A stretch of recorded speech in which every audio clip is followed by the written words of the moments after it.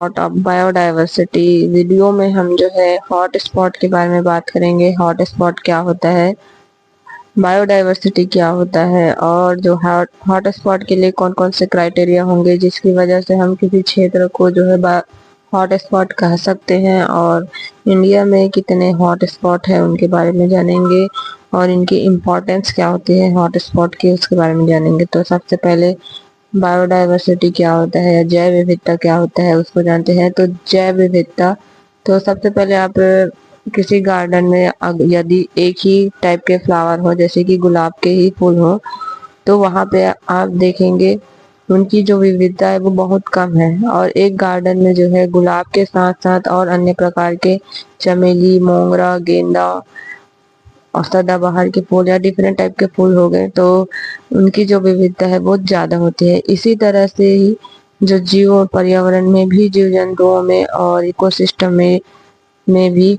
जितनी ज्यादा विविधता होती है या विविधता देखने को मिलती है, तब उसको हम जो है जैव विविधता कहते हैं।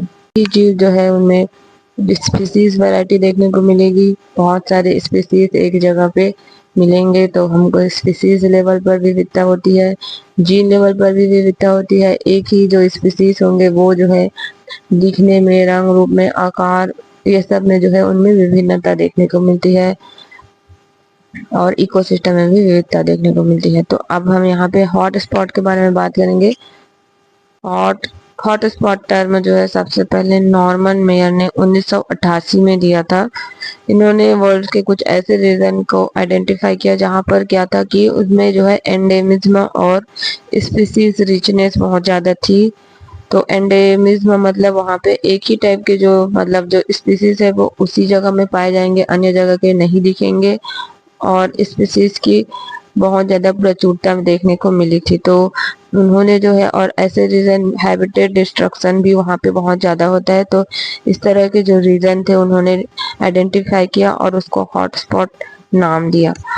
तो यहाँ पे क्या होता है, तो हॉट स्पॉट की परिभाषा में आप देखेंगे क्या होता है। हॉट स्पॉट एक ऐसा क्षेत्र होता है जहाँ पर स्पीसीज रिचनेस देखने को मिलती है, वहाँ पर जो है प्रजातियों में विविधता और उसकी संख्या बहुत अधिक होती है।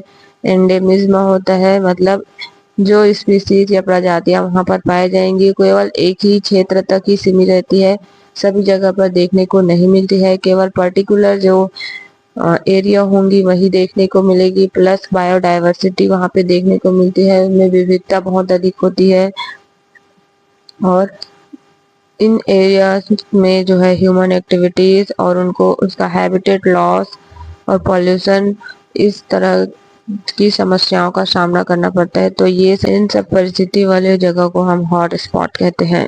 हॉट स्पॉट की मतलब क्राइटेरियाज क्या होंगी जिसकी वजह से हम किसी भी एरिया को हॉट स्पॉट का दर्जा दे सकते हैं। इसमें सबसे पहले आपको एक पहली जो पॉइंट है वो है कम से कम 1500 वेस्कुलर प्लांट स्पीसीज जो है एंडेमिक होने चाहिए। मतलब वो 1500 जो वेस्कुलर प्लांट है, वेस्कुलर प्लांट के अंदर आते हैं टेरिडोफाइट्स, जिम्नोस्पर्म्स, एंजियोस्पर्म, और ये जो प्लांट्स होंगे वो जो है एंडेमिक होने चाहिए, मतलब केवल उसी जगह पे ही पाए जाने चाहिए।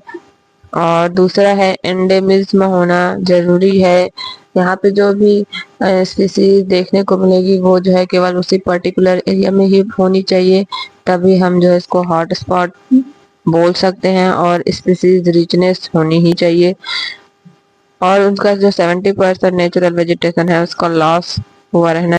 वर्ल्ड में 36 हॉट स्पॉट है अभी करंट में, और इंडिया में जो है 4 हॉट स्पॉट है। पहला है वेस्टर्न घाट, दूसरा है ईस्टर्न हिमालय, तीसरा है इंडो बर्मा रीजन, और चौथा है निकोबार आइलैंड। हाई बायोडा इसके इम्पोर्टेंस है हॉट स्पॉट के, हाई बायोडाइवर्सिटी एंड एंडेमिज्म।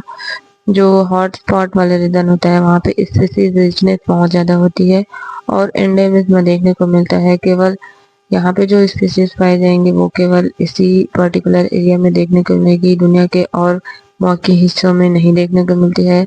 इसका कंजर्वेशनल वैल्यू भी होता है। हॉट स्पॉट में कुछ बहुत से एंडेंजर्ड स्पीसीज और रेयर स्पीसीज देखने को मिलते हैं, वहाँ पे उनका नेचुरल हैबिटेट होता है, और इनके प्रोटेक्शन से हम जो है इकोसिस्टम और फूड चेन को भी बनाए रख सकते हैं।